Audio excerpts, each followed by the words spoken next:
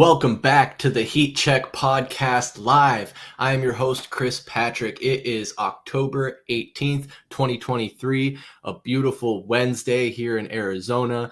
We'll be bringing you all the best Arizona sports and pop culture, probably mostly Arizona sports, but at Valley Sports Play, we like to bring you the fan perspective. And joining me this evening are my beautiful co-hosts, VSP Tallman and Mr. Michael Benjamin. What's going on, guys? What up? What up? Oh, man. I know we got a lot of things on our plate tonight, but I don't know about you guys. Kyler Murray's back at practice. I'm just freaking hyped, right? Because I got to get hyped for something after the Diamondbacks in Philadelphia. But excited. Tallman, how you doing, man? Doing good, fellas. I can't believe my name got announced before yours. Look at that. You're moving up the rankings, buddy. I know, right? That's top right corner privilege for you. Oh, I love it. I should do these things more often, I guess. But yeah, no, it's a great time to be an Arizona sports fan. Holy shit, there's a lot going on.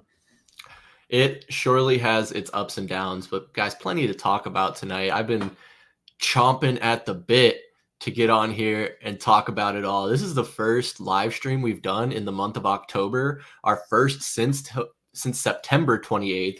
Mike, I think you had posted that it's been Recaptober for us lately, recapping every single Cardinals game. We were recapping bi-weekly the Diamondbacks regular season as they kind of went through it, and then they made the postseason, so we decided, fuck it.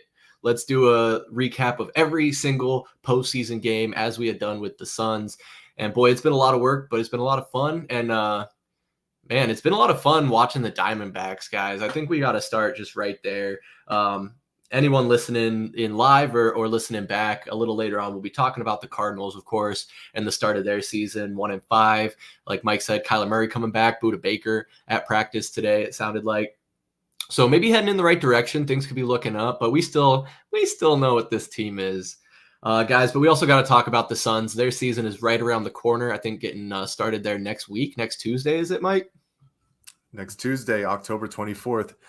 Oh, yeah. I honestly don't know if I'm ready for basketball, guys, which is like the first time in a long time. But that's because, man, like Tallman said, it's been a great time to be a Valley fan, man. Everybody's rolling. Even though the Cardinals are struggling, we knew that was going to happen. It's just great to see football back in action, man. There's been some great early games from the NFL season to start, too, and some heartbreaks for a lot of teams around the NFL, but I'm ready, baby. I'll figure out how to get ready. Once I actually get to a game, then I think it'll all set in.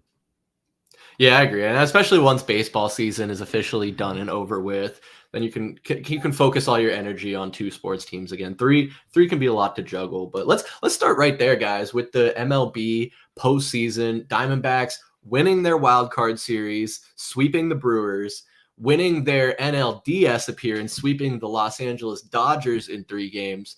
But now I've kind of hit a bit of a roadblock here on our train to the World Series.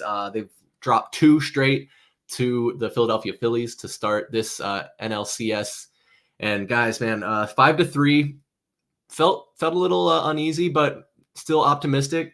10-0 last night was the final score. Tallman, what's your outlook for game 3 and 4? Are you still riding high, or are you a little pessimistic now? Oh, I'm going to be riding pretty low on this one, fellas. You look at the Phillies lineup, they have some big names. They have some actual superstars in their lineup. Don't get me wrong.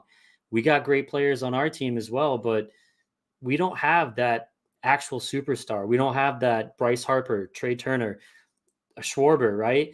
Like, the reason why I'm riding really low is I just think we're outmatched with this team. I mean, the firepower on that team is incredible. I mean, that's a really, really good baseball team. And you can see they are just rolling, and they are playing with a ton of confidence. And we saw in game 2, Diamondbacks, not so much confidence. So they just came in. It's almost like that team's made for this moment, right? And they were so close last year. Remember, they were in the World Series. They had to go through a wild card spot. I think they were one of the last teams to get into the playoff, and then they rolled their way all the way to the World Series and ended up losing. So this year, I don't know. It feels like maybe it's their year. And sometimes you run into those teams in the postseason where it's their year. And that's where I'm kind of at. I just think our roster's not quite there. I mean, we could talk for another half hour about, is this season still a success because we made it? We're one of 4 teams left. Absolutely. I think the Diamondbacks outperformed expectations, even did it in the playoffs, cutting off 5 straight wins, going through the wild card in the NLDS. But right now I'm looking at game 3, game 4, and I'm kind of regretting buying tickets for game 4. I'm just kidding. No, I'm going to go. Regrets. I'm going to lose my fucking voice. I'm going to scream my ass off. But it's looking tough for us right now, guys. Yeah, we were talking about that last night. The game 3 tickets, it's a weird 2:07 start time on a Thursday. So tickets are actually fairly cheap. I think I was seeing them as low as $15 a pop. And a lot of people are reading into that as like, oh, nobody wants to go see the Diamondbacks. They've already given up hope. But guys, it's 2:00 on a Thursday. Like, they just want fans in that arena when it's not, or stadium, whatever you call it, when it's not $100 a pop for an evening game. Like, Mike, do you think it's more wanting to fill the stands, or are the fans really giving up this quick? No, it's not. The fans are excited as much as they can be. I mean, we're talking about the first time that we've been in the NLCS in 16 years. I mean, if you have the opportunity to go, you're going to try everything as long as it fits within your budget. But dude, people got 9 to 5s. I mean, like, I was talking with you guys. I was like, shoot, the tickets are so low. Let's try and see if we can figure out a way to go tomorrow. But I got to work. Like, it's just, you got to give people the opportunity to maybe call out, maybe call in sick, and then also, you know, spend that extra money. Because we also know, yeah, $12 tickets turns into 40 pretty fast on SeatGeek or all these other websites, you know. But it was funny. I was getting into, not really getting into it with somebody in a Facebook post about the ticket prices right now. And I said, the same kind of thing. It's like, they just want people to be there. Like, you got to have a packed house for the NLCS. It can't be like the Miami Marlins in the first round where they have maybe 15,000 people there and there's just so many empty seats. Like, we got to have a decent showing. And then the guy hit me back up and he's like, tickets were $35 on Friday. And I was like, oh shit, man. Got him. Yeah, kind of put me in my place a little bit right there. But the really cheap tickets we're seeing for tomorrow is definitely because that game is right in the middle of the afternoon, man. That's a tough one. That's a tough one to get out for anybody. Yeah, no, I'm right there with you. Either way, I'm sure even if I'm not going to be working, obviously, but if you guys are working, I'm sure you guys will be tuning in, keeping tabs if you can. Yeah, man, that aside, Tallman, you mentioned the confidence of the Phillies right now, and it's just oozing. Like, you see, they come up to the plate, they crank their home runs, and they're just swaggered out. And kind of 1 through 9, all those guys can hit. And it seemed like that's kind of the track the Diamondbacks were looking like they were on through the first 5 games of the postseason, as far as having a ton of confidence, riding high. And it seemed like it was, what's that classic saying? It's when the unstoppable force meets an immovable object. I don't know who wins, but apparently it's the Phillies, whichever one they are in that metaphor. It's just, when we really break it down, what's been like the biggest shortcoming of the Diamondbacks? Is it the way the starting pitchers have just fallen flat on their face and gotten cranked left and right? Is it the bats not producing, only having 7 hits through the first 2 games? Or is it like kind of a combination of all of it just crumbling at once? Well, obviously it's a combination of it all crumbling at once, but I think mostly it's what we're doing on offense right now. Because if you want to pinpoint just starting pitching, I mean, Merrill Kelly did an okay job in game 2. You know, he kept us in a position to win that game. I mean, we've seen these D-backs all year come back from 4 or 5 run deficits, even against the Brewers in the wild card. I mean, we were down 3-0 and 2-0, right? I don't remember exactly, but we were faced with needing to put together a comeback to ultimately win those games. So Merrill Kelly gets you to the 6. He gives up that second home run to Schwarber. It's still a 3-0 game. You know, that's definitely in reach. You get 2 guys on and then one swing of the bat, that game's tied. So he pitched a good game. So really what it is he pitched a good game, but we didn't get people on base. Corbin Carroll's not running. No one's running. No one's even getting on. So it's it's the offense production. Nothing's happening. We're looking fooled.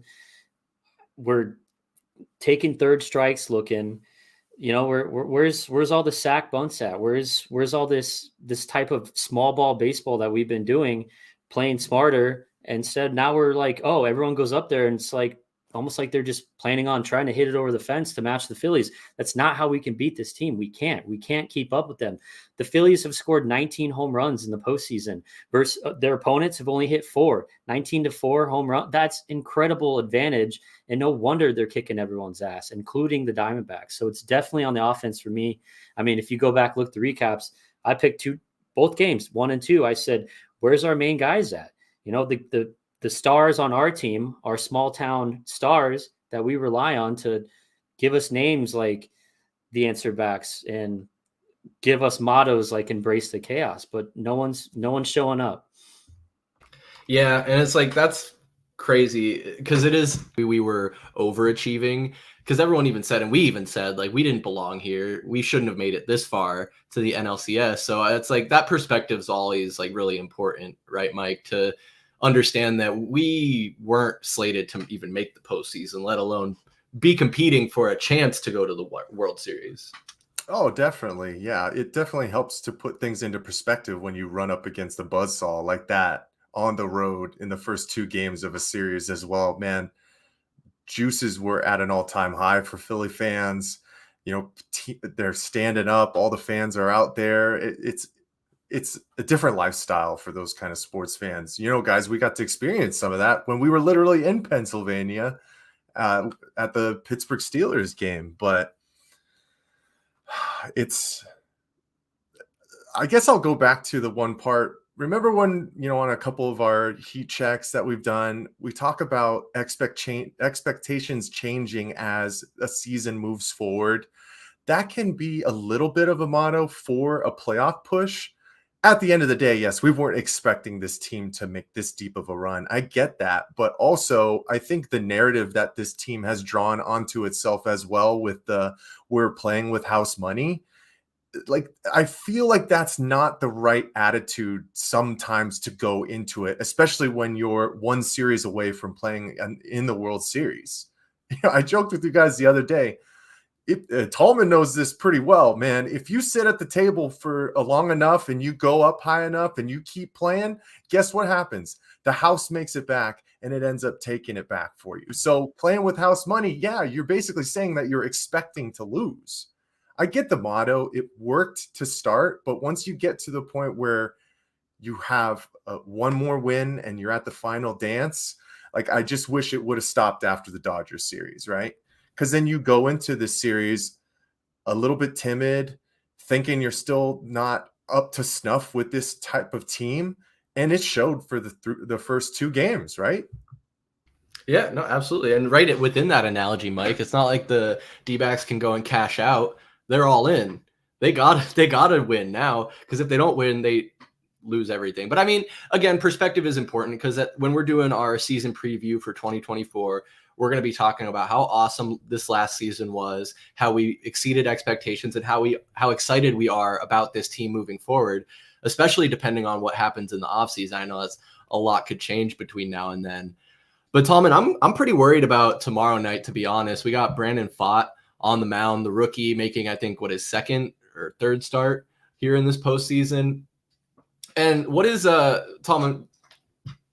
What is this? Humor me for a second. Brandon Pfaadt, what is he known to do? What is Brandon Pfaadt known to have happen to him? Get hit hard. Hit hard, give up home runs. When he gets hit hard, normally they go over the fence. Yeah. Yeah. And what are the Phillies really good at doing? Hitting the ball really hard and hitting it over the fence. Yeah. So yeah. it's gonna. And what is Chase Field? What is Chase Field known for being? It's a hitter's park, absolutely. Yeah. And that roof is going to be closed. And yeah, the odds are definitely stacked against Mr. Pfaadt, excuse me. This is going to be the biggest start, the biggest challenge of that young man's life. Absolutely. And another thing to think about, think about the last 2 starts he had.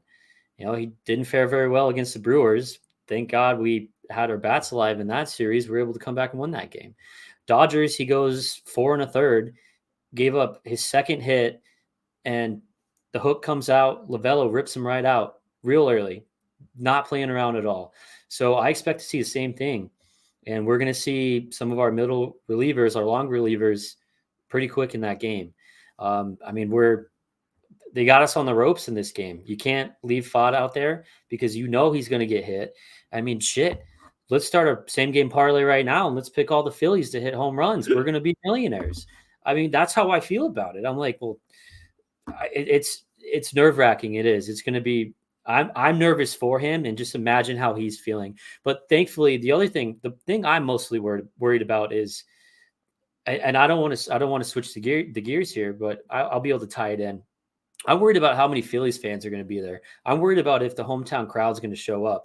I'm worried if we're not going to be able to match what the Dbacks had to face in Philadelphia with all the Philly fans, if we're not going to be able to create that same environment to try to challenge the Phillies. And what would be great to help Brandon Pfaadt in the biggest start of his life is going to have that fan support, having people there screaming, cheering him on, supporting him, because that playing at home or pitching at home, ask Zach Allen.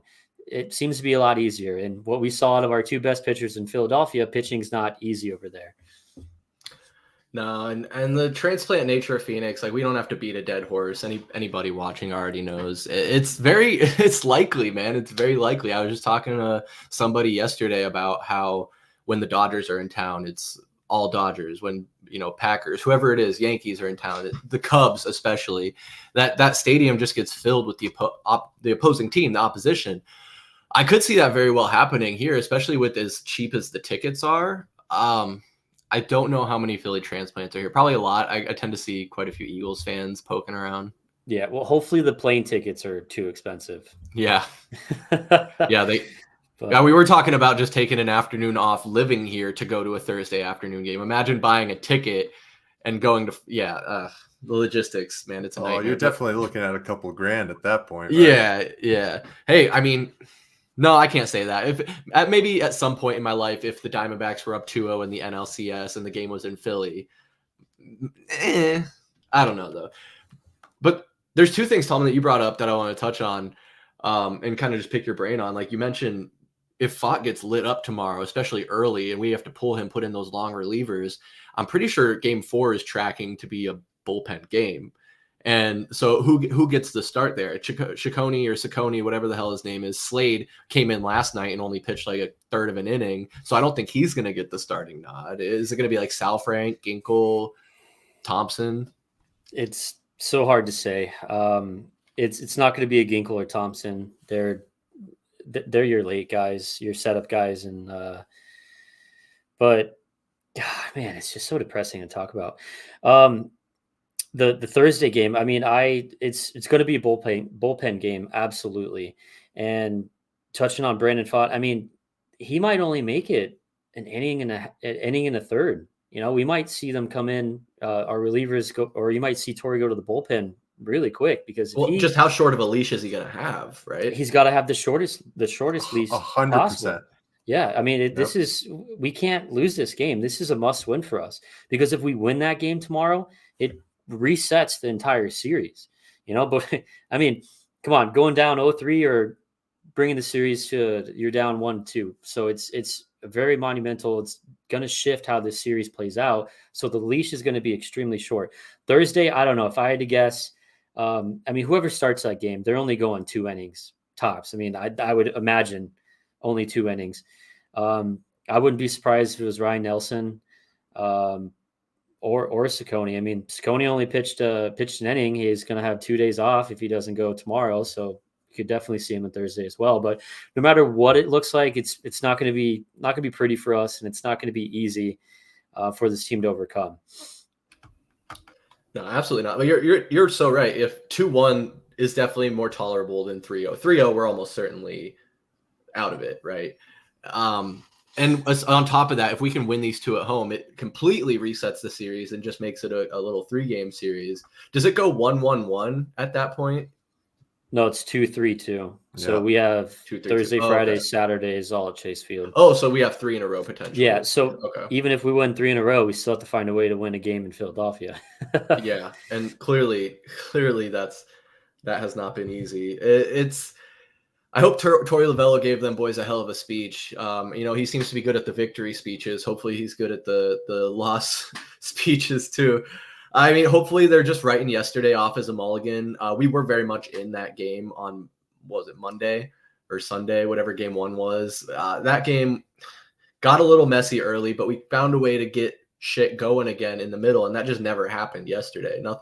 Nothing got going, and I just hope this team can find a way to loosen up a bit and look a little more comfortable out there, because I think that was one of the big things I was telling you guys is I just think the Diamondbacks look totally uncomfortable out there, and the Phillies look completely settled in like they belong there. Mike, go ahead. I was going to say, I mean, but that exactly speaks to what this Phillies team has been through. You're talking about a team that was in the World Series just last year and very tenured guys. I mean, Kyle Schwarber won a World Series in 2016 with the Chicago Cubs. The guy has been horrible pretty much all season, hitting 197 in the postseason. And what does he do? Spanks 3 home runs to start this series because he's comfortable, right? He's in it. He's a guy who's been through the ringer.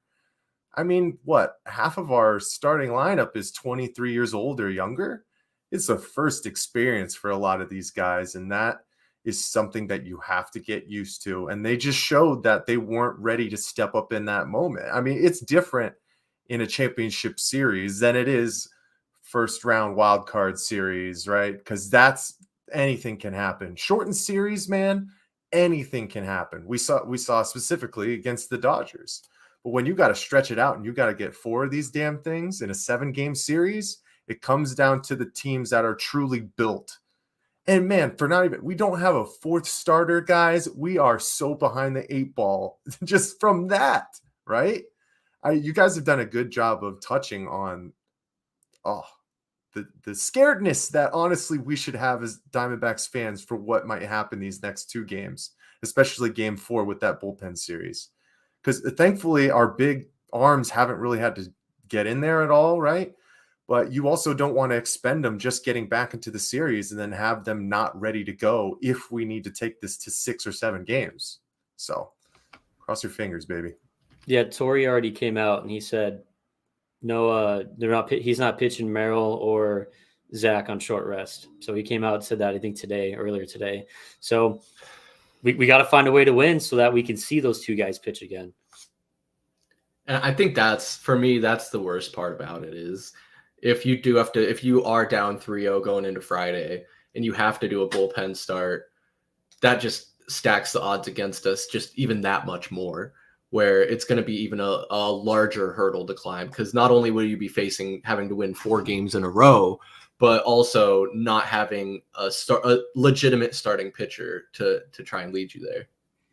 Yeah, I think the beautiful thing about that too, and we don't want to look too forward, right? But it also puts things into perspective for what this front office has to do in the off season, right? We've known about things. It seems like they shored up their reliever situation with Paul Sewald. We'll see if they bring him back next year, but you got to add some power bats. You got to add another starter or 2 and just continue to grow these young guys. We're ahead of the curve right now. We know that, but if you don't take advantage of the glaring issues that you can see right away in front of you, and we come in next year with the same situation, well, then there's different discussions to be had. But I was just trying to look at the positives, right? Home. So pitch him game 4 if Merrill's ready, pitch him game 4 if we are still in it. Maybe have Merrill go game 5 if he's ready, or fuck it, you can do the bullpen game then, and then have Merrill go the day after that. But I don't get it, man. Like Gallen, what he pitched Monday to Friday isn't enough rest. That's 3 days rest, 3.5 days rest. I don't know. It seems like other pitchers have done crazier things in the past. Well, yeah, I mean, it's no question when it's October baseball, right? I mean, you go all in because if you don't make it through tomorrow, if you don't win tonight, there's no tomorrow, right? So I get what you're saying, right? You'd want to see them be aggressive and say, hey, we gotta win, we gotta keep ourselves in this. But either way you flip it, man. I mean, we're going to need somebody that's not Zach Gallen or Merrill Kelly to win a game for us. So it's whether we have our two best guys fresh and rely on those younger guys, Afat and whatever pitching masterpiece Torrey puts together in game 4. We have to rely on those guys either early in game 3 or 4 so that we have our best guys fresh if we get to a 5 or 6, or you stretch those guys out and exhaust them, and then you don't have them on the tail end. I don't want to see Slade Ciccone start a game in Philadelphia. I'll have a heart attack. So, I mean, I get where he's coming from in a sense of, he's saving those guys because if we get to a game 5 or a game 6, we're going to need them more than ever because I don't want to see anyone else start a game in Philadelphia unless it's Gallen or Kelly. And I think that's maybe what Torrey's going with. But, I mean, either way, someone else is going to have to pitch a good game and give us a chance to win. Yeah, that's a great point. As bad as, I mean, because my main point there was that Gallen is horrible on the road and he got lit up in his game 1 appearance. But you're right. There's no guarantee or really not any promise for a reliever doing any better coming in that kind of situation, especially high pressure, facing elimination. Does it change? But does it change anything, Mike? If you're Torey Lovullo, step into the shoes of Torey Lovullo. Does it change anything, or you're thinking about possibly starting Gallen if we lose tomorrow? If we're 0-3 for game 4, do you still just roll the dice with the relievers, or do you revisit that Gallen conversation? I mean, selfishly, if I'm in his shoes, I'm rethinking that situation because I'd love to get a win. Like, getting swept anytime is demoralizing, no matter if you were supposed to be there or not. So if you can give your baseball team any kind of positivity going into a game 5, if you can stretch it there or cross your fingers going back to Philadelphia or wherever it is, I'm going to do it. I also just think that it's so different. It's completely different times. Every time we have the conversation about guys pitching on short rest or not being ready to pitch 1-4-7, I always think back to 2001 because that's what Randy Johnson and Curt Schilling did. It was go time, man. It was time to win. You pitched on short rest. It didn't matter. It just didn't matter. There was no conversations to be had. But that's also 20 years ago, right? We're always worried about guys overextending themselves. What happens if he pulls his arm in Tommy John surgery, then next season is completely gone. But I mean, for some of these guys, like we do have a young team, but Zach Gallen and Merrill Kelly, you could talk about Kelly, man. The guy's been all over the world pitching. He's a younger guy, but like this is his first time on this stage. If it was me, I'd be like knocking on the damn door saying, if I'm not pitching game 5, then I don't know if I can be here next year. You need to trade me. But different mentalities for everybody. I also think that what they've been going through the playoffs and towards the back half of the season, they've worked on the regimen for the bullpen game. So Torrey's going to have something up his sleeve to hopefully put their best foot forward with it. But I mean, there's a difference doing that against the, Boston Red Sox comparative to such a high-powered offense. So that's where I stand, man. Let him throw. Let him throw. Let him go, man. Because, I mean, like you're saying there, Tommy John is extreme, right? And that would be worst case scenario. Yeah, definitely worst case scenario. But, if that's what you're worried about, sure, fine. But it's like if you're saving his arm, what are you saving it for? The off season? He can't have a sore shoulder to go to Cancun and spend some time on the beach. Like, I don't know if people do that in October or November, but all I'm saying is, yeah, I'm with you. Like, I guess I get it on one hand, but on the other hand, pitchers used to go on short rest all the time, especially when you're facing elimination. Your season's on the line. You're going to have from the end of October until March before you have to play baseball again. So plenty of time for you to get fully recovered and ready to pitch again after that. But Diamondbacks are down, but they're not out. Diamondbacks fans are also down, and I think some of them are out, but we're still here. We're still going to be rooting for them. Fellas, before we move on and talk about the Redbirds, is there anything else you wanted to comment on about the Diamondbacks and their postseason run here, Tallman?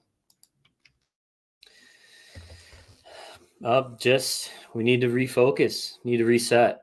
We get 3 games in a row at home, and there's no reason why we can't win at least 2 of them, right? We've seen them do some incredible stuff this year. I mean, they've shocked me the entire year. So who says they can't shock me again? But refocus, get back to playing their style of baseball. And man, I'm worried about the fans, dude. Worried about the fans. I mean, the Philadelphia fans, they put everyone else to shame. But I'm just hoping we get a packed stadium. We get people screaming, people that are into it, that are Diamondbacks fans. But that's really what I'm hoping for. I'm praying for that. But refocus, reset, keep it cool. We're still in it, right? No, Yeah. and that was going to be my point too. Get out there, man. If you have off tomorrow, you can make your way out there. You got a little bit of extra scratch. Get out there and support this team, man. I love everything that Tallman said on our recap last night as well. Go crazy, man. Have some fun with it. The biggest thing too, I mean, I think back to the 2021 NBA Finals. When we had the opportunity to go to that game, I jumped at it because these are just situations where you don't know when it's going to happen again. Not saying that this team doesn't have a bright future and we're building something here, so there should be more opportunities, but damn it, we just don't know, man. So if you got the ability to get out there, I mean, $13, $14, row 16 in the upper level, man, you'll be rocking and having a good time out there. Get out there, go support this team. I endorse that 100% wholeheartedly. And there's a lot you can do up in that upper deck, right, Tallman? All right. No comment. No comment. Yeah. Not story time. Well, Yeah. Guys, the Arizona Cardinals are 1-5. Hilariously enough, their one win has come to the Dallas Cowboys, which I think was like 4 days before our last live stream when Mike and I were chatting with Nico. Had a good stream there doing a roundtable. But since then, they've lost to the 49ers, the Bengals, and the Rams. Excuse me. And they have been outscored 45-95 in those 3 games.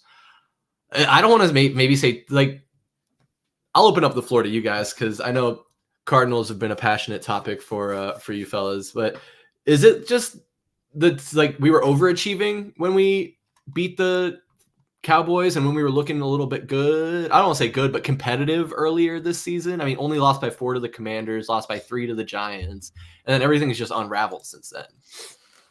Yeah, I mean, so to start with the Commanders, we played an awful football game against an awful team, against an awful opposing quarterback.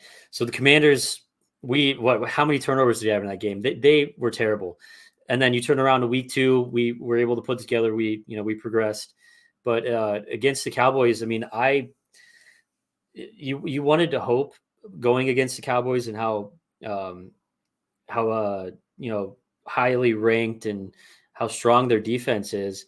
But of course, Dallas fans out there, well, we didn't have Diggs, whatever, with the cornerback that went down. But I think that was just a case of, it's the NFL, man. I mean, any given Sunday, I think the Cardinals went out there. They caught the Cowboys sleeping. The Cowboys thought they could stroll in here and against the Cardinals and just, sleepwalk their way to a W. And the Cardinals hit them in the face. It's NFL. These are professional football players. And I think it was just the Cardinals' day that day. And the Cardinals flat out outplayed them, outperformed them on the field and took away a W. But then you see them come after that big win, where it's just been downhill. So I think Sunday was, what would you call it, an anomaly? But I don't know. I think it's a reality check. This is a total reality check. This is where the Cardinals should be.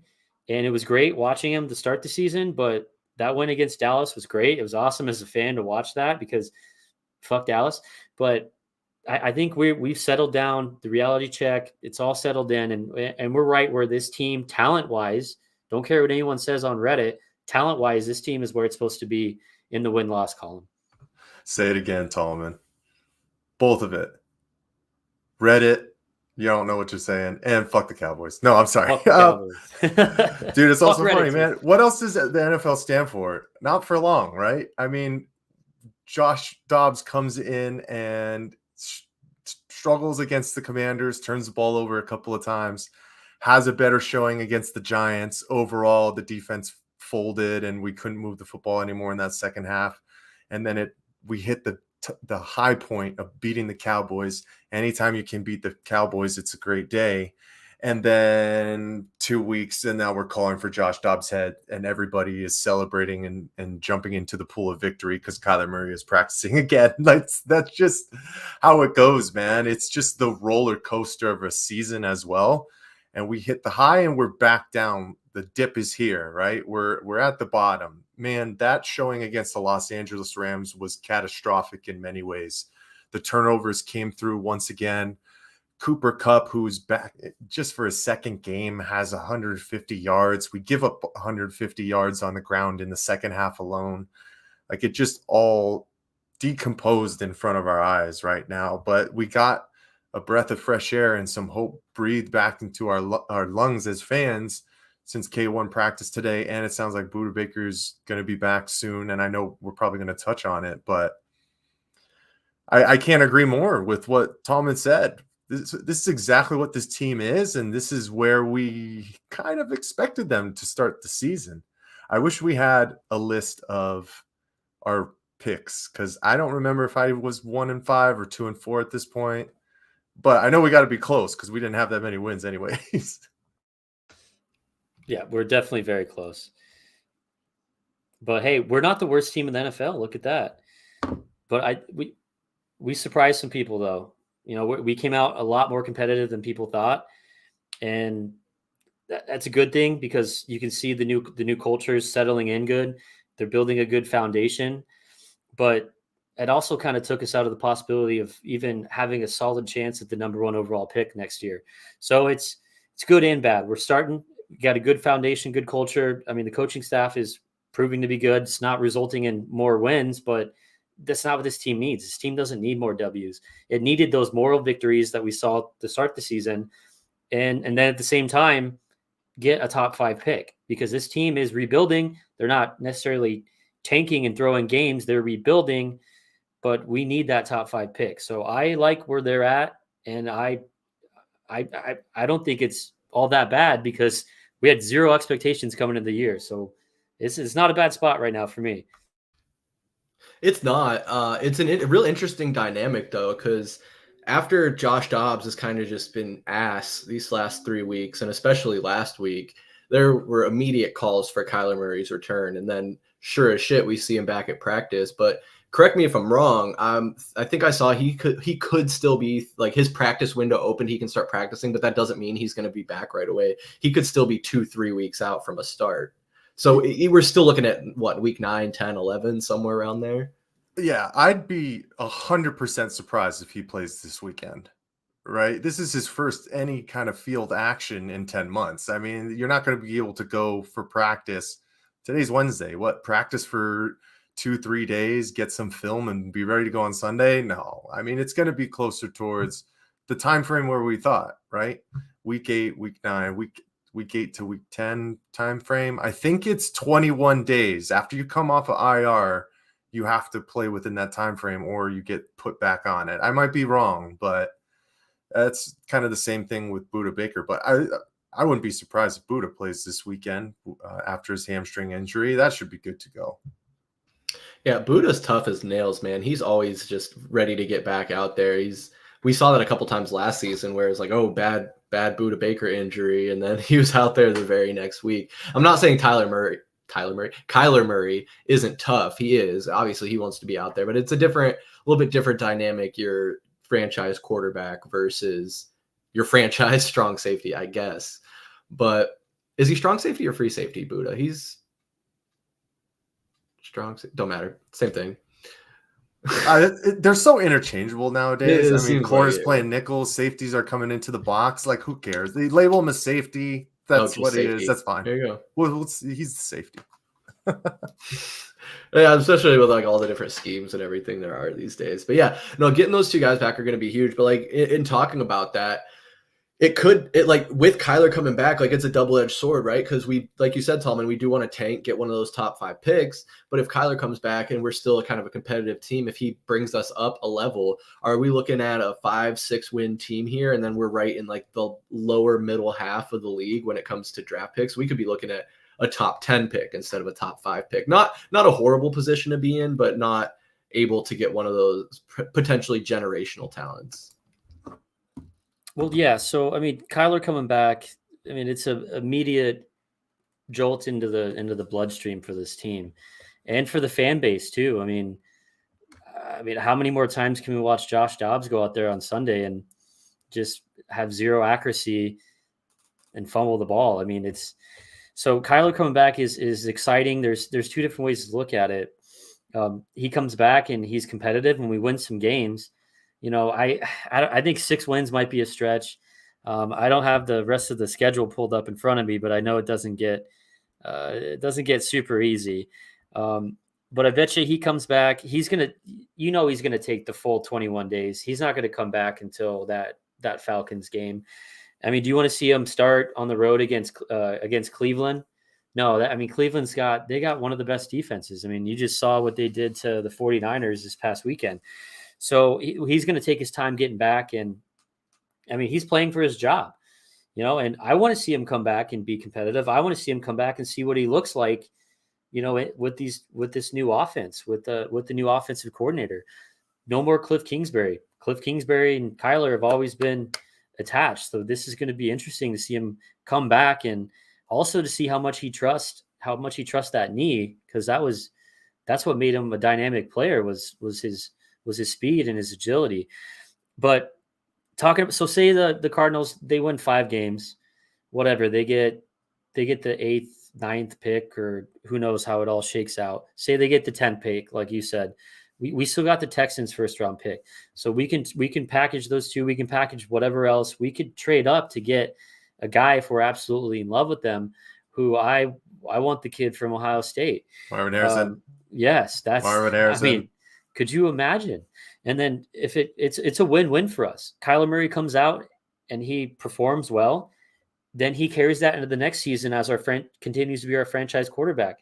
If he comes out and, you know, has some good stuff, and for some reason we don't want to continue with him, well, boom, we just have we have tape that says here's a reason you should trade for Kyler Murray.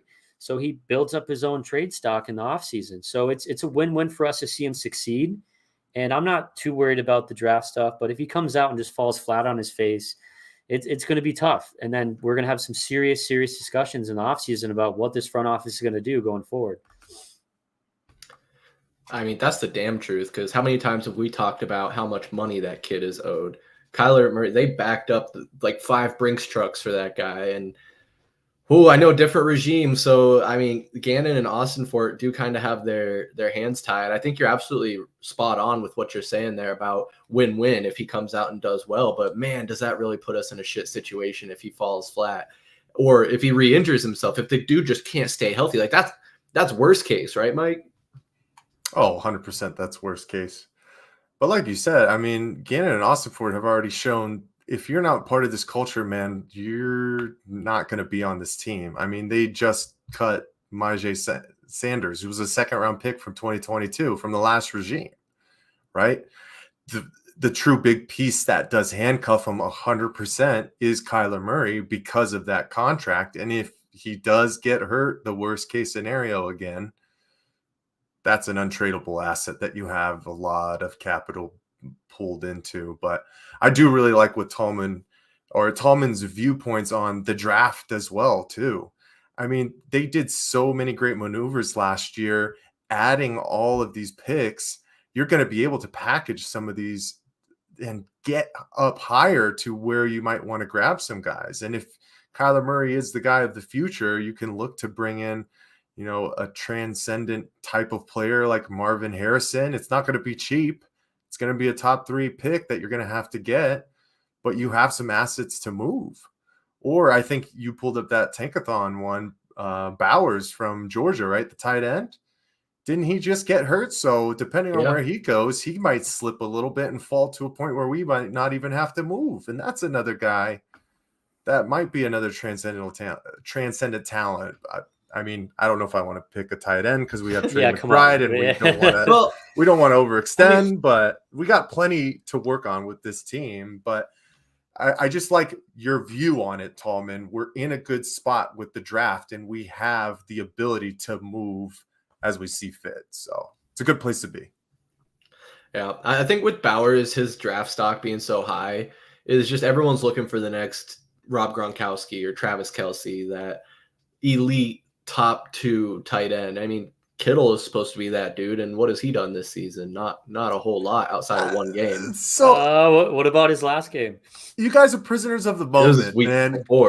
Like, as much as I hate to say it, Kittle has been an incredible tight end for 5-6 years at minimum. Like, he's been great. Like,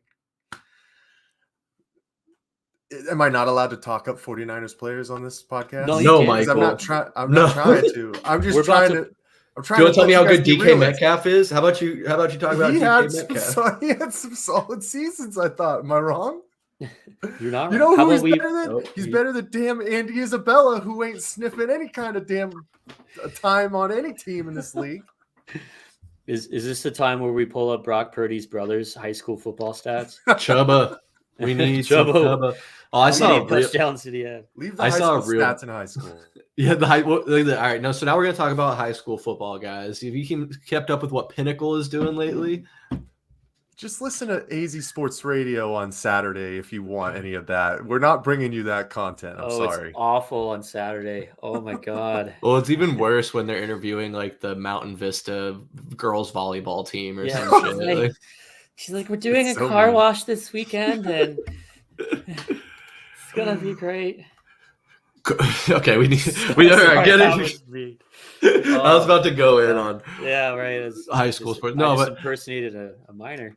You guys got my gears turning here. I did have to mention, I saw a pretty mean, I guess you could call it a meme of Brock Purdy, where it's basically like without Deebo Samuel and Christian McCaffrey, he's just like a mediocre quarterback, which I don't think's fair. I'm like, come on, Brock's not that bad. He can slay. I've seen him drop some dimes all over that field, not just to Deebo. So, yeah, Chubba. He lost both of them in the game last week, and he drove them down the field and gave him a chance to win the game with a 40-yard field goal. The kid can play quarterback. If anyone's out there and says he can't, they're not watching those games. Their team's not the Cardinals, because we've already watched the 49ers play the Cardinals. So we've seen this kid play. Like, they're not watching him. He's a great quarterback. Yeah, and speaking about great quarterbacks, we're also talking about the draft. I heard you guys floating around Marvin Harrison Jr.'s name, but I didn't hear either of you mention Caleb Williams. Have you seen the latest headline that's come out in the last couple days? Please give it to me. So Caleb Williams, I don't know if it was him directly or his camp. A couple outlets have reported it. He apparently wants, as part of his rookie contract, to have partial ownership of the team that drafts him. That's a condition of drafting Caleb Williams. Is that the most bonkers shit you've ever heard? So this is what's happening right now. I think he really is in the camp of, oh man, I don't want to go to any of these teams that really suck, where I should be picked, which is a top 3 pick, probably consensus number 1 overall. So let me just make up this absolute nonsense, because, guys, he shouldn't go back to college. He should come out and be drafted and play in the NFL next year. I don't care what kind of money you can make. You can make the same, if not more, right away when you come into the NFL. But didn't he put the caveat of like 5 specific teams that he'd be okay to play with, like the Cowboys, the Green Bay Packers, I think was Minnesota Vikings one of them? Do I remember that correctly? But it was like upper echelon franchises, right? That aren't going to have an option to really draft that high, because they're pretty consistently either middle of the road or upper, and they're not going to be picking in a top 10, and probably not going to have the capital to trade up for them unless they trade a big asset. So if that's what he's saying, he's just trying to get out of getting picked by a team like the Jacksonville Jaguars or the Houston Texans. I mean, those are two teams that don't need quarterbacks, but you know what I'm saying with that, right? I know exactly what you're saying. Is the kid delusional? I mean, his dad might be. He's a grow up. The NFL doesn't give a fuck where you want to go play. You get picked by who you get picked, and you be grateful that you got picked. Even number 1 overall. It's incredible money. It's guaranteed money right off the bat. You haven't even stepped foot on a fucking NFL field. That's crazy that he's going to come out here and demand this and that. Go back to college. I hope the Bears get the first pick and they pick his ass, and he's got to go play in Chicago where no quarterback has ever been able to succeed over an extended amount of time. But just looking at some of these guys, man, I mean, shit, Andrew Luck was the number 1 pick to the Colts. What did he do to the Colts? He turned that team around. Joe Burrow to the Bengals was the number 1 overall pick. He turned that team around. One other name on here. What's Cam Newton? Cam Newton to the Panthers. Panthers sucked ass. Cam Newton came in and they kicked the Cardinals' ass in 2015 in the championship game. So if this kid can actually ball, who cares where he goes? If it's a shitty team, a team with a bad record, go in there and show them that you deserve to be picked number 1 and turn that team around. Turn that organization into a winning organization. I can't believe how entitled these fucking kids, especially kids from California, man. He needs to wake up. I think the other thing that's wild too is like, is it because he doesn't want to live there? Like, say we were the ones who ended up with the number 1 overall pick. Does he not want to live in Arizona? I don't know. I'm pretty sure you don't have to live in Arizona the whole time. You just have to stay here for training camp in the season, and then you could go live wherever the hell you want in California or get a little spot in Hawaii or Malibu. Like, these guys have so much money. Like, you're not held down to the place that you get drafted. And especially on like one-off occasions, if they want, you could just hop on a plane, freaking charter their own private jet and go over here, go to Cabo for 2 days. You know what I'm saying? Like, it's different, man. He's acting special. I don't know what to say, man. Like, I'm at the point, I'm getting some Kyrie Irving vibes. I'm also getting some crazy, like, my shit don't stink Ja Morant vibes, which sucks because those guys, maybe I'm controversial here, but like, they've made some wrong mistakes on the way that they portray themselves out to the world, but they are incredible. Like, they are incredible athletes. And I'm thinking to myself here, I'm like, this guy just keeps digging himself into a hole of just thinking, I think that he's a joke by the end of the college football season. But watch, he gets drafted, we'll go somewhere and win a Super Bowl within the first 3 years. Like, that would be our luck, right? Like, give me a fucking break with some of these kids, man. Yeah, I'm with you, Tallman. I feel like it is kind of pathetic. It's completely asinine. Every other quarterback who's ever been great in college had to go through the exact same thing of getting drafted number 1 overall to the worst team in the NFL and having the opportunity to prove that you're a generational talent and you can turn around an organization. It starts with the quarterback position. So to be so entitled and spoiled, to be like, well, I want to come into a winning situation because I'm a winner and all I ever do is win. Like, you're like, it's like kind of like what you're saying, I think, is he's reading all the headlines that are positive about him. He's having all this smoke blown up his ass of, oh, you're the greatest. You're the best college quarterback to ever come out of the state of California. Your shit doesn't only not stink. It actually smells good. Your shit smells good, Caleb Williams. And he fucking buys it. And I don't know why I'm speaking so passionately on Caleb Williams, but it's like, again, spot on, like Ja Morant, Kyrie Irving vibes, where it's just like, I'm going to dictate where I go because I'm so naturally good and talented and I work hard, so I deserve it. It's like, no, nothing's promised. And to your point, Tallman, why not be the number 1 pick, make a shitload of money, and then when your rookie contract's up, you can go wherever the hell you want. So I don't know. That rubbed me the wrong way. And I think like I could see that rubbing a lot of teams the wrong way when it comes down to draft time. Because if this is already starting now, when we're only halfway through the college season, how's he going to be as it gets closer and closer? I mean, you look at the top 10 potential draft picks right now. Does he want to go play in Chicago, Denver, New York, Arizona, New England, Minnesota, Tennessee? I don't know. Those aren't attractive options. Does he really think he's going to slide to like the 20th pick or some shit? I just don't get it. It's like I said, man, he acted special. I don't know. I think the other thing too is, man, he's like he's probably starting to scare teams away in leadership qualities as well, because it's me first mentality. It's not something that I'm ready to invest in again. I mean, guys, we talk specifically about our own team with our own quarterback that we're freaking praying comes back as soon as possible, and Kyler Murray. These were similar situations. Well, okay, not specifically, but we were worried about his leadership qualities, right? Is he stepping out in front of the room and saying, "Take my hand, I will lead us and take you to the promised land"? A guy who wants to have ownership in a team is just literally worried about himself and his own future. So that's a major red flag. And the day has changed, fellas. We know this. The day has changed with power to the players, and it's just hard to see where the line is. And it's going to be a continuous conversation that people who watch sports and who are involved, and specifically front office people in between players, there's going to be guys who push the envelope and see how much they can get away with until it finally cracks. And then we get the next guy who does this, right? And pushes it a little bit more, then that person gets it. And then before we know it, guys have to have 50% ownership of the team if they get drafted first overall pick. Like,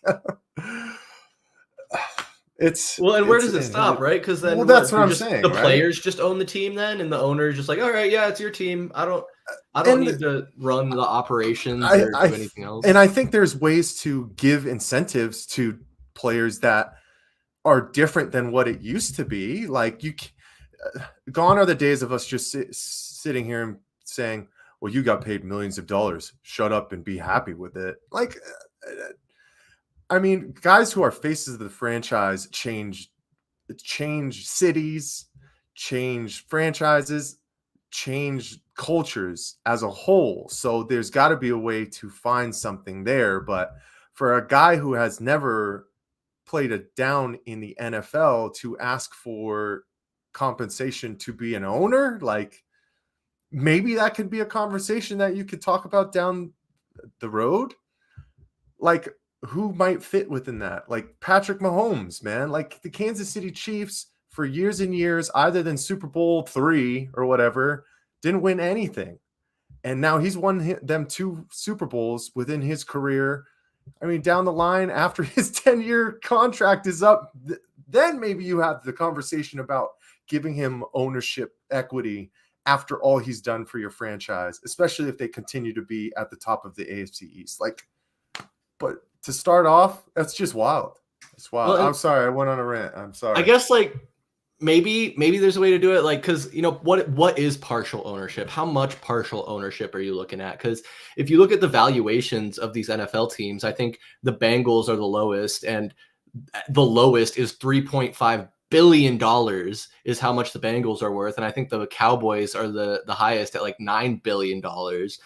So when you're like you get your incredible salary compensation in lieu of not having ownership. It's like you are being paid millions of dollars. And you're right, Mike. It isn't the days anymore of like, be happy with your $1 million. And it's easy for average Joes like us to sit here and be like, oh, we're working 9 to 5, not making millions of dollars, and you're making millions. But there's levels to this. There's levels to everything, right? So people who have $5 million in the bank are jealous of the people who have 10 million in the bank, who are jealous of people who have 100 million, 500. You know, it just goes. It's like they're different lifestyles the higher you go up. And like, I think my point is, like, I do kind of take that average Joe approach of like, how many millions do you need to be comfortably well off and be able to take care of your family? And I know it's not about that. It's like, I think in Caleb Williams' mind, he knows what his value is. In any player's mind, they think they have a certain value. They obviously bring value to the team. I mean, I'm sure if we look at Patriots merchandise sales in the last 20 years, as soon as Tom Brady left, it probably fell off a cliff.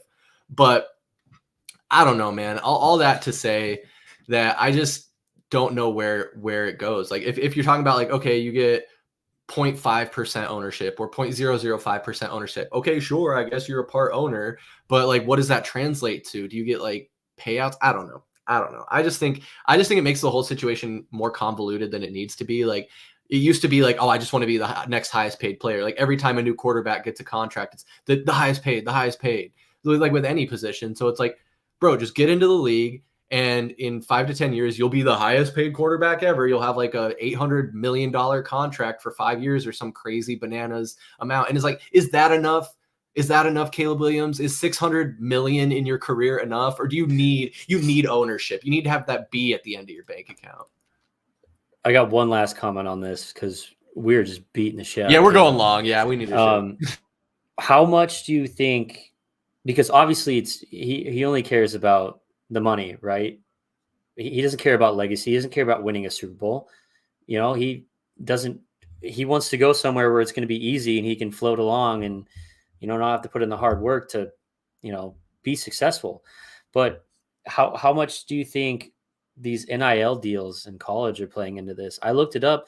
Kid's already got $5 million, and he's a college student, right? A student athlete with $5 million. I mean, look at all the Wendy's commercials that kid's done. I mean, he's coming out. I mean, is a $30 million rookie contract for going first overall that exciting to him? You know, and it's terrible. I mean, that's a different. I've never looked at it that way in the sense of these big college athletes coming into the NFL. I mean, they're already millionaires. I mean, he made he made that comment already, right? He basically said, well, I mean, if it doesn't work out for me and if it's not the situation I see fit, I can go back to college because I'll make more money there. That's great. Make your money if you're a high profile enough athlete. I get it. But also, like, don't you want the national, like more of a national stage, the next step, a world stage? Because what happens if you are successful at that? Then the world comes to you, not just the United States, not just Wendy's, right? then you could start getting different cultures involved, people from around the world loving you, and that money, if you are successful enough of an athlete, that money will come in droves more than it would at USC. Like, there's just so many layers to it. Because I mean, you're absolutely right. And then we can play the what if game. And like you mentioned with playing Gallon when we're talking about the Diamondbacks, what if Caleb Williams goes back to college and has a catastrophic injury and then he never makes it to the NFL? Were those couple extra million that important to you when you could have? Maybe, I mean, you could say the same thing. Like he could get drafted first round, play NFL game, the same thing could happen. But it is a risk at some point to gamble on it like that. And I just think, like, yeah, sure, Caleb Williams, you're worth a lot with the NIL and all these sponsorships you have, but consider the platform. Without college football, without the NFL, like, dude, you're just a college student going to be an accountant or something. Like, and then you're not making these millions and millions of dollars. So like to ask for partial ownership, it's like, no, we're giving you the platform to make your millions, not only in your contract, but with your endorsements. Because without the brand, without playing for the NFL, you're not going to get a deal from Nike. You're not going to get a deal from Wendy's because you're just another guy. But the NFL gives you that platform to be a star, play for their team. And yeah, you can look at all these billionaire owners and be like, oh, they're greedy, they're getting all the money. But it's like, yeah, because they're risking their capital up front to get the product out on the field. But I don't want to get into a broader conversation about capitalism and political shit. Oy vey, you know what? This is my last thought on it. I'm done with Caleb Williams, man, because my blood pressure is just too high for a guy who's probably not ever going to come here because we're going to win some damn games when Kyler Murray comes back, baby. Let's fucking go. Hey-o. Man, I hope we see Kyler Murray sooner rather than later. And it's crazy we ended up going on like a 15-minute tangent on Caleb Williams. But, man, there's just not too much to be excited about with the Arizona Cardinals right now. I'm going to keep tuning in every week. We're going to keep doing our recaps. But, oh, these seasons are tough, man. It's like it's you know, on one hand, no expectations. It was fun. If they lose, it's like, yeah, I expected that to happen. If they win, it's like, fuck yeah, we got to win. But just one game at a time for this season. And I hope that we can keep this competitive spirit and this culture building going so that we can start to be competitive another couple years down the line. Fellas, about an hour into this show here, what do you say we talk some Phoenix Suns basketball? Oh, let's do it. oh man, right around the corner. Been looking good in the preseason. And Mike, this is the ever-changing Suns team. Like, holy shit. From 7 months ago to now, the way this roster looks is just absolutely flipped upside down on its head. I mean, who's left from last year? Book, Durant, Okogie. Is that it? Saban Lee. Oh, Saban. Oh, there you go. Damian Lee. I think it was Lee 6 brothers. total guys. And then Ish Wainwright. Ish. Okay. And 2 of those guys are hurt right now. Damian Lee just had meniscus surgery, and Did he really? Ish has been out for a while too. Well, then obviously the big news, I'm sure everyone knows by now, DeAndre Ayton traded to Portland for Yusuf Nurkic. Was it Nazir Little and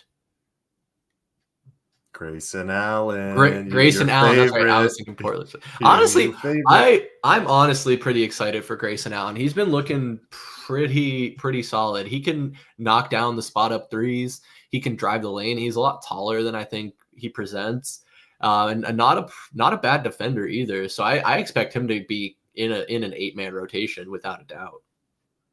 Big time, man. I mean, it's just another weapon on offense that this team has. You know, some of the conversations that we've had to start from people before they even got on the floor was, how is this defense going to work?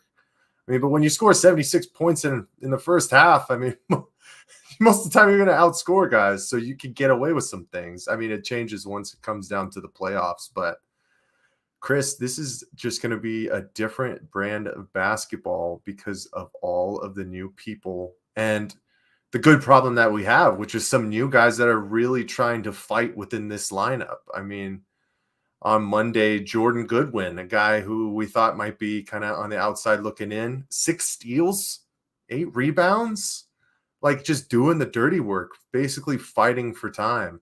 Chimezie Metu has been solid as in that backup role at the 4-5 as well. He showed some stroke outside. I mean, the big 3, you think about like Brad Beal, he only shot 2 for 7, but he got to the line 9 times. It's different than Chris Paul's slow. Can I say decrepit? Is that mean? That's mean, right? I shouldn't say decrepit. No. Okay.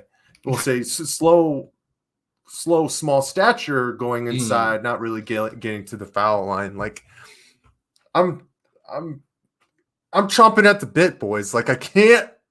Now, when I was saying I wasn't sure if I was ready for Suns basketball, now I'm looking at all this. I'm like, I can't wait anymore, man.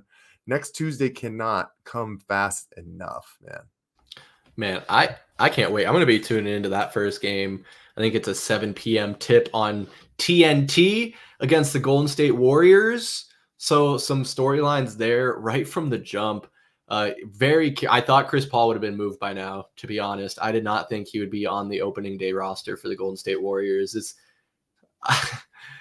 I can appreciate what Chris Paul did for this team, but I'm not sad that he's off this roster. And Brad Beal, man, like you mentioned there, getting to the line, still has some pep in his step, probably 8 years at least younger than Chris Paul. And now we have the versatility of him and Booker in the backcourt who can push the tempo, they can move the ball.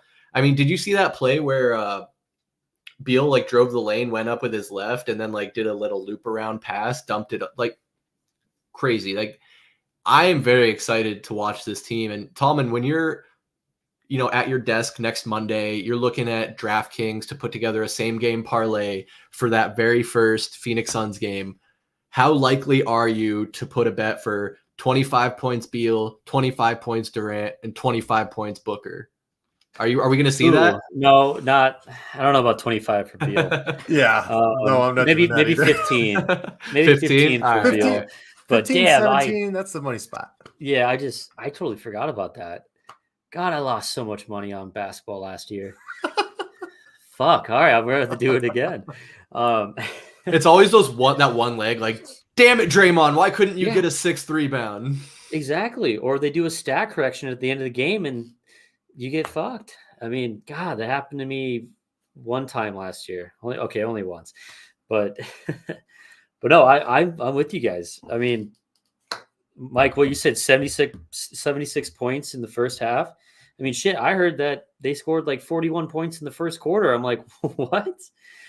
It's just the firepower on this team is going to be so exciting. just to sit there and watch and be a fan of. I mean, this is the most excited I've been for a Suns basketball season in my entire life. It's the depth is there. It's a whole new team, right? But God, is that big three just going to be just so incredible to watch. I'm stoked, and I'm sure you guys are stoked, and the rest of the city's stoked to see the season start. I think the most exciting thing about this too, when you talk about the big three, is it already seems that Kevin Durant and Bradley Beal understand that Devin Booker's the top dog, guys. Like he's the go-to. He's the one that you want to have set the example, and then everybody else follow. And to have those guys as a 2 and 3, I mean, top 5 guys at their positions in each, like, and that fall in line, that want to be a part of it, that understand that basketball is a team game and you have to pick up spots where other guys aren't ready to go. Somebody who couldn't do that was DeAndre Ayton, and now he is in Portland.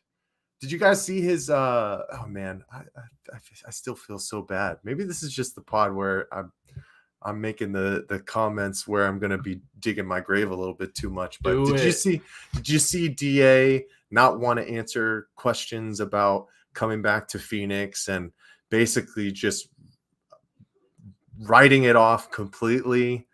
And then he gets a mixed kind of crowd reaction when he finally comes in, stinks it up like he normally did, or not stinks it up, just like averaged it up. That's the best way to think about it. What'd you guys think about DA not making any comments? I think DA is a pussy, man. I'm not shy to make comments that might get me in trouble, Mike. I love it. Fuck DA, man. I am good riddance. Like everything we did for you, taking you number 1, believing in you, keeping you from the Pacers, trying to develop you into something that can be serviceable in the NBA, and him fighting the team every single day. I mean, bro, you have a future Hall of Famer on your team in Kevin Durant, and you're not trying to learn from him. You're not trying to become a student of the game like him. And you got Devin Booker, who is on his way to being a future Hall of Famer. If he can pad his resume some more, maybe get a championship. What are you doing, bro? Like, so unserious. And he didn't even play because the Blazers and the Suns played back-to-back, one in Portland, first game in Portland, second game in Phoenix. DA didn't suit up for the game in Phoenix. Now, that might not have been his decision. That could have been, Chauncey Billups? Is that the coach of the Trailblazers these days? That might have been his decision. But, Mike, you and I were talking about this last night. They went up on it was like in the second quarter, the beginning of the first quarter or something. The Suns PA people put up welcome back DA on the Jumbotron, and it was like a mixed bag of booze and indifference. Like, I don't think Suns fans are mourning the loss of DA. A part of me, I let go of it. I'm going to preface it by saying I let go of it, but a part of me did want to see what DeAndre Ayton could have done with the roster, the way it's assembled, with a new head coach in Frank Vogel, how he's supposed to be able to unlock centers, and how much we heard about how he was going to get him involved. We all know that him and Monty Williams did not see eye to eye, him and DeAndre Ayton. But God, I fucking hate that guy. I'm sorry. Tallman, you got to take this. What am I supposed to do? Call him pussy? Yeah. Double down. Fuck that guy. No. I mean, it just shows his immaturity. I mean, and then on the other side, it might be a little too soon. I mean, you don't know what happened behind closed doors or how his exit was, or if he's feeling some type of way. Obviously he's feeling some type of way, but I mean, shit, this is still very fresh. And for him to be subjected to it, I mean, it was going to come, right? I mean, you would hope he would have taken the high route and said, like, Phoenix has molded me into who I am today, or gave me the chance, like you said, took him number 1 overall in that draft, when we could have probably had a very dynamic player if we didn't pick Ayton. But I mean, I'm with you guys. It's good riddance. I mean, you could say that over and over again, and it's the Trailblazers' problem now. It's not ours, and it's great because he didn't want to be here. We don't need him. Look at what this team was able to flip flip him into to create some incredible depth. And he wants a bigger role, and he's not going to get that here in Phoenix when you have, I mean, you have the top 3 players on your team are superstars. I mean, it's what it is. This is a super team, and we're probably going to be the most hated team because we are such an incredible super team. But let's go. I'm just going to say fuck Aiden. Well, I think the last thing I want to say about it too is I don't know what the Suns media department is doing, flashing welcome back already. Like, we're less than a month and him just being traded. Like, people are still marinating in this situation, either A, upset that he's gone, or A, upset that he was never able to be the player that we thought he could have been. Like, it's not time to welcome him back with open arms, right? That's why you're getting these mixed emotions. People are booing him because they hate him because he fought with everybody, it seemed like, and then people are clapping him because they miss him. Like, you do that in the regular season. Like, we needed some time. So I didn't like that. I'm just glad I wasn't there, because then I wouldn't have to pick a side, which probably would have been booing. So you know what I'm saying? Like, wrong time. Read the room. Right? Exactly. Read the room, especially like you said, like we're saying, he's been making these comments in the media, not commenting, being wishy-washy. Okay, let it breathe. Let him get going with his new team, build some memories there, get comfortable. And then when he's in town for the regular season, then thank him for his time here. You know, they're just trolling him, man. Is that what it was? They're trying to make him feel I'd be like, hey, right let's do a welcome back, DeAndre Ayton. How funny would that be? I mean, I honestly incredible. I just think it's the new age of how teams manage their media, social media, their image. It's like these, I feel maybe it's not fair. It's probably not accurate, but I feel like a lot of times these people who put together these graphics and do the media stuff, they're not always necessarily the biggest sports fans. You know, they have a degree in whatever that makes these things, and they're really good at it, but they're not necessarily the biggest sports fan, and understanding the nuances and things like that. And also along with it, probably not even being their decision. They just get the orders down like, hey, throw together a tribute for DeAndre Ayton. The manager's telling them that. I also love, like, it kind of makes me laugh too, where it's like, we get a thank you to Monty Kamara social media post. Like, this works exactly into what you're saying. The guy didn't play a single game with us, dude. Thanks for Summer League 2023. Oh my God, thank you. The Summer League doesn't count as a thank you, because the Summer League is to see if you're even going to be an NBA player. Like, it's not it's thank you worthy. Did we do a thank you for the guy that we traded 2 days after he said he was really excited to be on the team? I hope not. I'm pretty sure we didn't. But like, so I'm with you, man. Those are some of the head scratchers. I get it, because especially we drafted Tamani and we traded him away, and he was with the organization for what, at the end of the day, a couple months. But it's still like funny. It's like, I don't know what we're really thanking him, because we're the one who gave him the opportunity, and he didn't produce anything for us. Yeah, he should be posting a thank you, Phoenix Suns, for drafting me post or some shit. Normally those guys are good about doing that, so yeah, we'll give him the benefit of the doubt there. Yeah, and honestly, I wish Tumani Kamara all the best. I really liked what I did see out of him, and one of the only pieces of that trade I didn't like losing. But a young guy, and we're a team that wants to compete now and have players that are ready to go make deep playoff runs. So you can't necessarily bring a rookie for you along for that ride with you. So I get it. We have bigger fish to fry, bigger aspirations, but it's just funny. Like, I know I don't want to go too long on DeAndre Ayton either, but I think it's funny. Mike, I sent you a post that was on Reddit of like the Portland Trailblazers subreddit, where just in their preseason games, they're already seeing all the things DeAndre Ayton fucking sucks at and picking him apart. And it's kind of like a sigh of relief for me. Like, okay, so it wasn't the Suns. It was DeAndre Ayton the whole time. And I know there's a whole season and adjustments and things I'm sure will be made. Him and Scoot Henderson should be a pretty dynamic 1-2 punch. But like we've said, even if he finds individual success, he's putting up 25 and 12 every night. Blazers aren't going to make the playoffs. They're not going to sniff success this season. They're not going to sniff success. They're not going to sniff success for the next 2.5, 3 years, man. I'm telling you. They got some pieces. They got some nice young pieces, but they're young. unless Scoot Henderson becomes one of the best guards in the league right away, like you just traded away your franchise. They're rebuilding. So it's going to be a while for them. Yeah, there's a Damian Lillard-sized hole in the Portland Trailblazers organization's heart right now, and that's a lot to fill. And so I guess that's a great point to transition here. Maybe take a few more minutes, whatever you guys are up for. But the other big moves, just not talking about just the Suns. I mean, there's going to be plenty to talk about as the season winds up. But looking at some of these other teams out in the league that have made some moves this offseason, specifically Portland moving Damian Lillard to the Milwaukee Bucks as part of that 3-team trade. Now we got Giannis and Damian Lillard in the East. Are they the surefire candidate to be the Eastern Conference champion, Tallman? Oh, man. I'm going to take Mike's comment and say I'm not ready for basketball. And I'm not ready for that question. I'm just kidding. I mean, well, shit. They still kept the Bucks, that is. They still got Chris Middleton, right?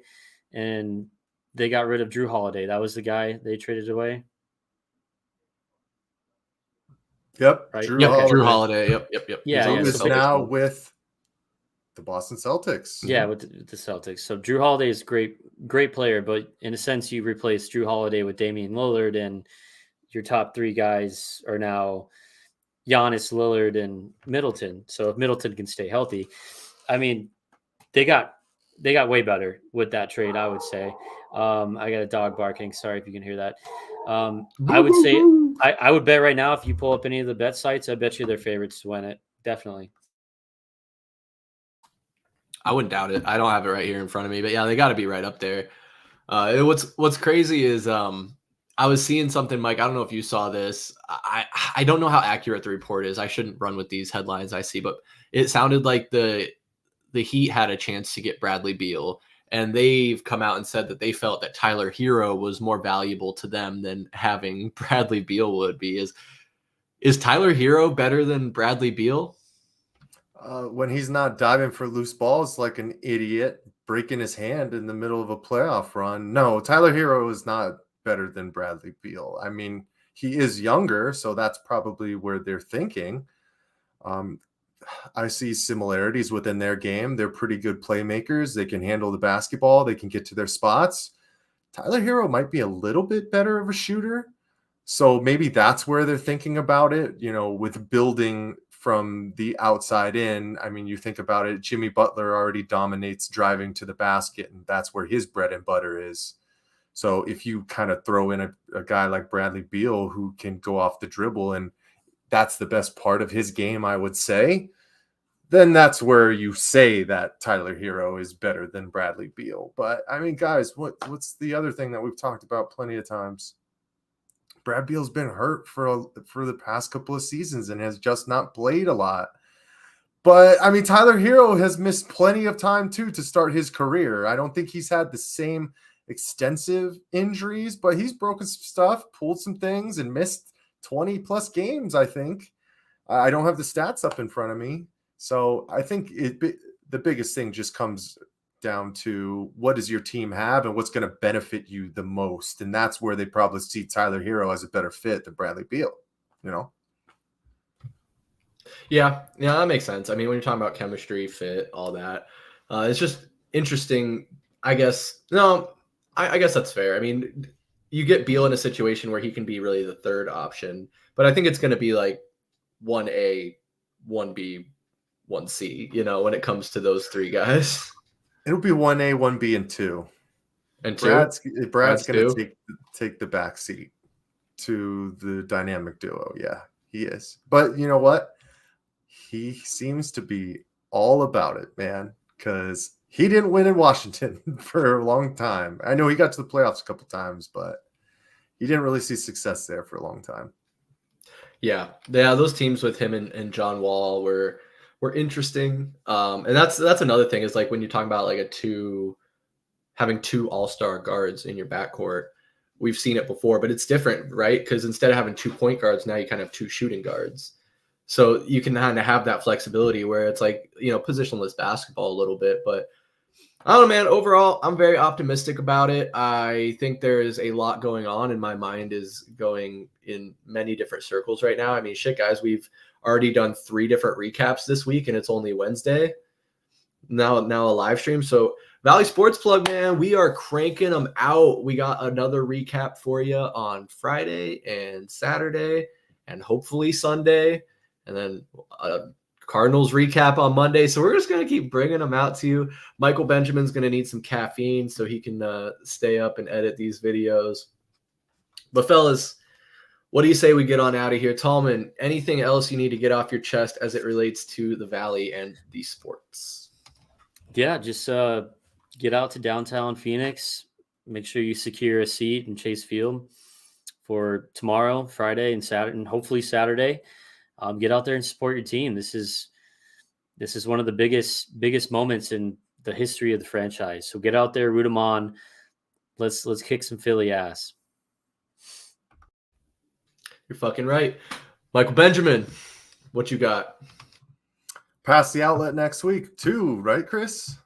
Yes, sir. We'll have our NBA season preview. We'll be diving into all things basketball next week. I'm super excited for that because we got to start ramping that up as well with the Phoenix Suns seasons underway. But man, yeah, the only thing that matters right now is this Diamondbacks club putting their best foot forward and grabbing game 3. So Brandon Pfaadt, we're behind you, man. Let's get it done. Man, all my positive energy going out to Brandon Pfaadt. Hopefully he can have a good start tomorrow because it goes one of 2 ways with him, man. He's either pulled after 1 inning or he makes it through 6 or 7 innings solid. And I hope it's the former and not the latter, or the latter and not the former. I think I fucked that up. But you guys know what I'm saying. I hope he goes deep. I hope he has a good game. Like I said, we're going to bring you recaps of that. The Cardinals, first week in November. You'll probably see the first Suns recap or second week. Plenty of stuff coming your way. So make sure you're following us at AZ_VSP on Instagram, X.com, TikTok, and Threads. And also subscribe right here on YouTube and Facebook, Valley Sports Plug. All those directions, all those places. And we're going to be keeping bringing you this content. Guys, I think we're going to have a Heat Check podcast in person that's due in a couple weeks, so we'll coordinate that. But let us know what you guys think in the comments. You can even drop us a DM. We're small time, so we want to be here to serve you and know what you think and get your opinion. So thank you so much if you've made it this far in the pod. I'm Chris Patrick for VSP Tallman and Mr. Michael Benjamin. We'll see you next time. Peace.